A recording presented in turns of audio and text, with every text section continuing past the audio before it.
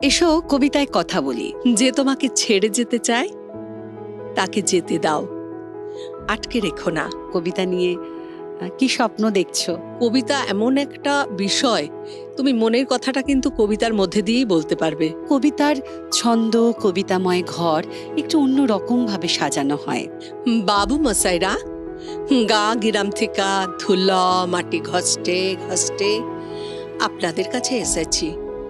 কি চাক চিকান সুহর বানাইছেন গো বাবুরা। আমরা কথা রাখবো। কবিতার পাশে থেকো, কবিতার সাথে থেকো।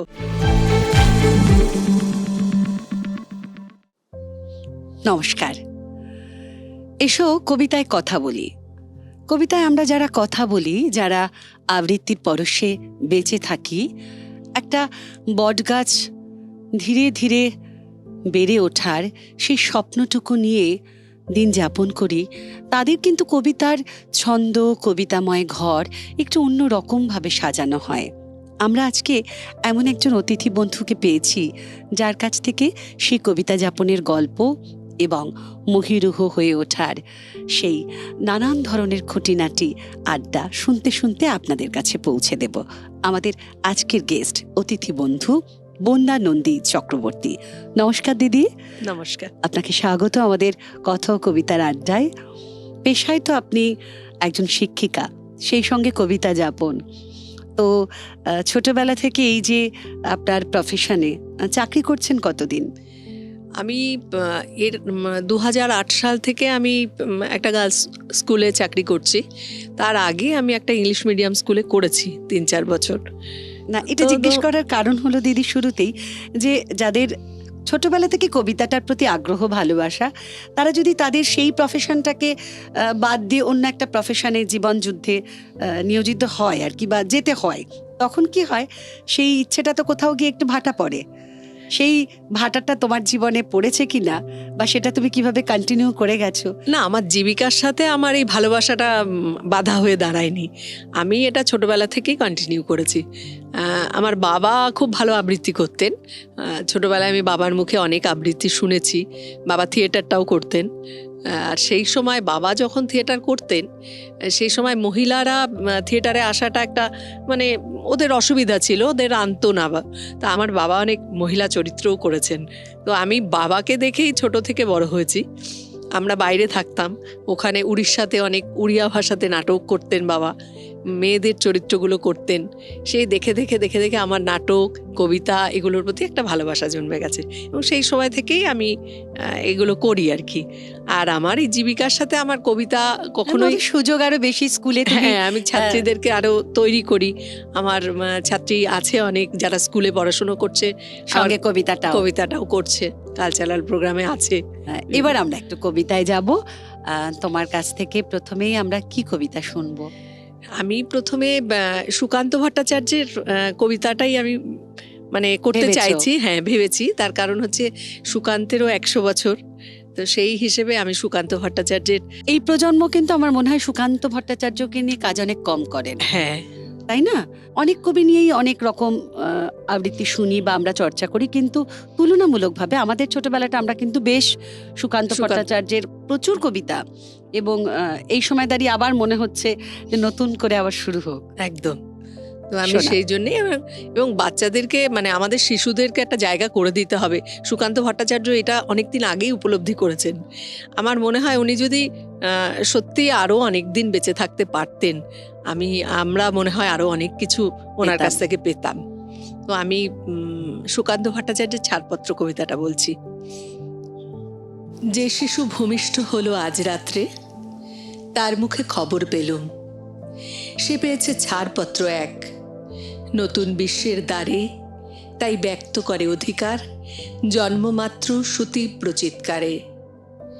খর্বদেহ নিঃসহায়, তবু তার মুষ্টিবদ্ধ হাত উত্তোলিত, উদ্ভাসিত কি এক দুর্বোধ্য প্রতিজ্ঞায়।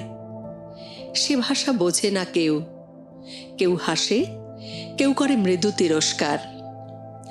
আমি কিন্তু মনে মনে বুঝেছি সে ভাষা, পরিচয়পত্র পড়ি ভূমিষ্ঠ শিশুর অস্পষ্ট কুয়াশা ভরা চোখে। এসেছে নতুন শিশু, তাকে ছেড়ে দিতে হবে স্থান, জীর্ণ পৃথিবীতে ব্যর্থ, মৃত আর ধ্বংসস্তূপ পিঠে চলে যেতে হবে আমাদের। চলে যাব, তবু আজ যতক্ষণ দেহে আছে প্রাণ, প্রাণপণে পৃথিবীর সরাবো জঞ্জাল। এ বিশ্বকে এ শিশুর বাসযোগ্য করে যাব আমি। নবজাতকের কাছে এ আমার দৃঢ় অঙ্গীকার। অবশেষে সব কাজ সেরে আমার দেহের রক্তে নতুন শিশুকে করে যাব আশীর্বাদ। তারপর হব ইতিহাস। বাহ, ভীষণ সুন্দর একটা কবিতা। তবু আর যতক্ষণ দেহে আছে প্রাণ, প্রাণপণে পৃথিবীর সরাবো জঞ্জাল। এইভাবেই বোধহয় আমাদের পথ চলা, একদম এইভাবেই। আচ্ছা বন্যাদি, আমাদের এই অনুষ্ঠান তুমি দেখো, মানে হ্যাঁ। কথা ও কবিতা? দেখি, ভীষণ ভালো লাগে।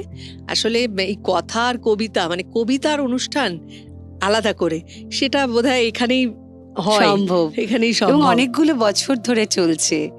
অনেকগুলো হ্যাঁ। বছর বহু গুণী শিল্পীরা এসেছেন, তাদের উপস্থাপনা, এবং আমরা প্রত্যেকের থেকেই তো কিছু না কিছু পাই, যে পাওয়াগুলো আমাদেরকে আগামী যারা এই সময় কবিতা চর্চা করছেন, ভুল ত্রুটি তো থাকবেই। একদম আমাদের চলতে জীবনে আমরা কেউই নিখুঁত নই, তার মধ্যে থেকেও তাকে পালিশ করে আরো সুন্দর করে এগিয়ে নিয়ে যাওয়া।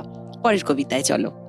পরের কবিতা আমি করতে চাইছি প্রবুদ্ধ সুন্দর করের দরজা। ভীষণ ভালো একটা কবিতা। ভীষণ ভালো কবিতা। যে তোমাকে ছেড়ে যেতে চায় তাকে যেতে দাও, আটকে রেখো না। একটি কথাও না বলে তার ব্রিফকেস গোছাতে সাহায্য করো। প্রেশার বা থাইরয়েডের ওষুধ সে যেন ভুল করে ফেলে না যায়। শূন্যতা ছাড়া সে যেন ছেড়ে না যায় আর কোনো স্মৃতি। অশ্রুগ্রন্থি থেকে যেন বেরিয়ে না আসে সুচগ্র তরল।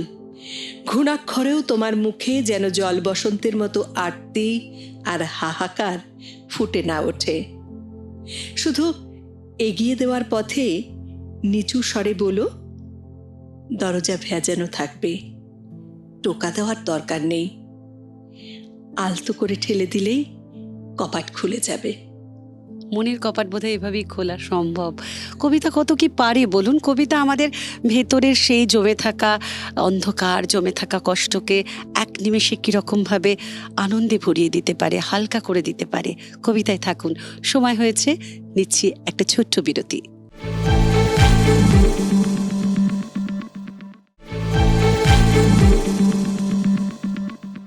ফিরে আসা ব্রেকের পর কবিতা নিয়ে আড্ডা, গল্প, সঙ্গে আপনারা। মন কেমনের সন্ধে বলবো না, বলবো মন ভালো থাকার সন্ধে, যেখানে কথা ও কবিতাকে ভালোবেসে বহু দর্শক আমাদের সঙ্গে থাকেন, জুড়ে থাকেন এবং আমাদের মতামত জানান। কত অনুরোধ, কত কিছু, সবকিছু নিয়ে আমাদের এই আড্ডা। তুমি তো বললে তুমি আমাদের মোটামুটি ফলো দেখি, করো, হ্যাঁ। দেখো। তো সেই জায়গা থেকে বলবো যে কবিতা এই সময় যারা চর্চা করছে তাদের জন্য তোমার কি বার্তা থাকবে? যারা কবিতা চর্চা করছে তাদের জন্য এটাই বার্তা, কবিতা এমন একটা বিষয়, তুমি মনের কথাটা কিন্তু কবিতার মধ্যে দিয়েই বলতে পারবে। আর আমাদের মনকে ছুঁয়ে যায়, মনে হয় যেন আমার কথাই সে বলছে। এই জন্যে তোমরা কবিতার পাশে থেকো, কবিতার সাথে থেকো, চর্চাটা চালিয়ে যাও। আর এটার কোনো বয়স নেই। না, সব বয়সে তুমি এত কিছুর মধ্যে থেকেও কবিতাকে আগলে রেখেছো, কারণ স্কুল টিচারের তো অনেকটা বড় পরিসর, খাতা দেখা থেকে শুরু করে হ্যাঁ। প্রশ্ন তৈরি অনেক অনেক কাজ থাকে। তো সব মিলিয়ে এই যাপন যখন এগিয়ে নিয়ে যাচ্ছ, তখন নিশ্চয়ই বাকি পথটাও আরো সুন্দর করে এগোবে। এবারে কি শোনাবে? এবারে এই এত ব্যস্ততার মধ্যেও আমি চেষ্টা করি একটু লেখার। থিয়েটার করো যখন বললে, তখন একটু লেখালেখি চলে আসে। হ্যাঁ, থিয়েটার তো সহজ জিনিস নয়, বেশ কঠিন। আমার নিজের লেখা একটা কবিতা নেতাজিকে নিয়ে। তো আমি আমার কবিতাটা বলি, আমার নিজের। হ্যাঁ, একদম একদম শোনা। আমার কবিতাটা হচ্ছে নেতা ও নেতাজি। নেতা ও নেতাজি, এসো এসো হে দুর্জয়, রক্তাক্ত পথ বেয়ে দেখবে এসো। তোমার স্বপ্নের স্বাধীন ভারতবর্ষকে, তোমার স্বপ্নের ভারতবর্ষের স্বাধীনতা দিবস কেমন করে পালন করছি দেখবে এসো। নির্লজ্জ আমরা আজও তোমার জন্মদিন পালন করছি। তোমার হাতের তেরঙ্গা পতাকাকে তুলে ধরেছি বিশ্ব বিচ্ছেদের সম্মেলনে। তোমার চেয়েও বজ্রকণ্ঠের হাজার নেতাকে পেয়েছি আমরা, তোমাকে পরোয়া করি না। কি দিয়েছ তুমি আমাদের? রক্তের বদলে স্বাধীনতা। আর আমাদের নেতা অনেক অনেক বেশি দিতে পারে। দিতে পারে সাম্প্রদায়িকতা, নিষ্ঠুর পৈশাচিকতা, দিতে পারে নির্লজ্জতা, কৃত্রিম উদারতা, বেকারত্ব, চোখের জল, নারী ধর্ষণ, খুন, রাহাজানি, কত কি। বেকারত্ব ঘোচানোর রঙিন স্বপ্ন, নিরক্ষরতা দূরীকরণের ভেলকিবাজি, এত দিয়েও তারা ক্ষান্ত নয়, দেবার জন্যে সদা তৎপর। এরাই প্রকৃত দেশপ্রেমিক। তুমি স্বাধীনতার জন্য রক্ত চেয়েছ, এরা তো তাও চায়নি। তোমার স্বপ্নের ভারতবর্ষে এখন এসেছে নেতার জোয়ার। এই জোয়ারে হয়তো ভেসে যাবে স্বাধীনতার ফসল। নেতাজি, তুমি মৌমাছি দেখেছ যে সারাদিন খেটে একটু একটু করে মধু সঞ্চয় করে? আমাদের স্বাধীন দেশেও হাজার মৌমাছি খেটে চলেছে, গ্রামে গঞ্জে, নগরে, প্রান্তরে। কাদের জন্য? যারা দেশের কৃষক ও সভ্যতার ধারক, নবান্ধকারের দিশারি, বিলাসিতার পোষক, বিধাতার করুণারসে আপ্লুত, তাদের জন্য। জানি জানি আমার বাধা তুমি মানবে না। তুমি একদিন আসবেই, আবার বজ্রকণ্ঠে ডেকে বলবে, তোমরা আমাকে রক্ত দাও, আমি তোমাদের স্বাধীনতা দেব। সত্যিকারের স্বাধীনতা, নেতা নয়, স্বাধীনতা। খুব ভালো, খুব সুন্দর একটা লেখা। দর্শক বন্ধুদের নিশ্চয়ই ভালো লাগবে, তারা জানাবেন তাদের মতামত। আমরা পরের কবিতায় যাব, আর সেই সঙ্গে একটু সময় যেহেতু আমাদের একটু বেঁধে বেঁধে রাখে, সেই জায়গা থেকে তুমি একটু বলো তোমার পছন্দ কি ধরনের কবিতা লেখা, মানে লেখালেখি করার সময় তোমার কি ধরনের কবিতা আসে বেশি? লেখা তো হুট করে বসলে আসে না, লেখার জন্য বসলে কখনো আসবে না, কিন্তু তুমি যখন লেখো তখন কোনটা বেশি আসে? আসলে এই বিষয়গুলো যখন দেখি, মানে সমাজের কোথাও আমার মনের মতো হচ্ছে না, বা সমাজকে আমি ভালো কিছু দিতে পারছি না, সবটাই মনে হচ্ছে যেন খারাপ, এটা হলে ভালো হতো, তখনই আমার মনে হয় যে একটু মনে হয় বলা ভালো, এবং সেই বলার জায়গাটাই হচ্ছে কবিতা। কবিতার মধ্যে দিয়ে যদি একটু বলা যায় আর কি, একটা সমাজের দৃশ্যপট তুমি এঁকে দেওয়ার চেষ্টা করো। বেশিরভাগ কলমই সেটাই উঠে আসে। আচ্ছা, এবারে কি শোনাচ্ছ? এবারে ভাবছি একটা আঞ্চলিক কবিতা বলবো। শোনা, আঞ্চলিক কবিতা আমি বলতে পারি না বটে, কিন্তু আমার শুনতে ভীষণ ভালো লাগে। শোনাও। সোনার মেডেল, পূর্ণেন্দুপত্রী। বাবু মশাইরা, গা গিরাম থিকা ধুলা মাটি ঘষ্টে ঘষ্টে আপনাদের কাছে এসেছি। কি চাক চিকান সুহর বানাইছেন গো বাবুরা। রোদ পড়লে, জোছনা লাগলে মনে হয় কালকে উঠে গা থেকে খুশে পড়া রূপার তৈরি খান খোলস। মনের উনানে ভাতের হাড়ি হাঁ ছেঁকে দেয়, সেখানে চাল ডাল তরি তরকারি শাক পাতা কিছু লাই, কিন্তু জল ফুটছে টক বগাইয়ে। বাবু মশাইরা, লোকেরা বলেছিল ভালুকের নাচ দেখাইলে আপনারা নাকি পয়সা দেন। যখন যেমন বলবেন লেচে লেচে হতো, পয়সা দিবেননি। লোকেরা বলেছিল ভানুমতির খেল দেখাইলে আপনারা নাকি সোনার মেডেল দেন। নিজের কোরাতে নিজেকে 2 খান করে জুড়ে দেখালুম। আকাশ থেকে সোনালি পাখির ডিম পেড়ে ভেজে খাওয়ালুম গরম অমলেট। বাজা গাছে বানায় দিলুম ফুলের ঘোঙর। মেডেল দিবেননি। বাবু মশাইরা, সেই নেংটো বিলাত থেকে বড় শখ, ঘরে ফিরব বুকে সোনার মেডেল টাঙাইয়ে, আর বউ বাচ্চাদের মুখে ফাটাকা আপাস তুলোর হাসি ফুটায়ে বলবো, দেখিস আমি মরে গেলে আমার গা থেকে গজাবে অমন চন্দন গন্ধের বন। আমায় মেডেল দিবেননি। একদম অন্যরকম একটি স্বাদের কবিতা। অন্যরকম স্বাদের কবিতা শুনছি বলেই আগ্রহ বাড়ছে, মনে হচ্ছে আরও আড্ডা চলতে থাকুক। চলবে, আবারও ওই যে সময় হয়েছে, নিয়ে নিচ্ছি বিরতি, সঙ্গে থাকুন।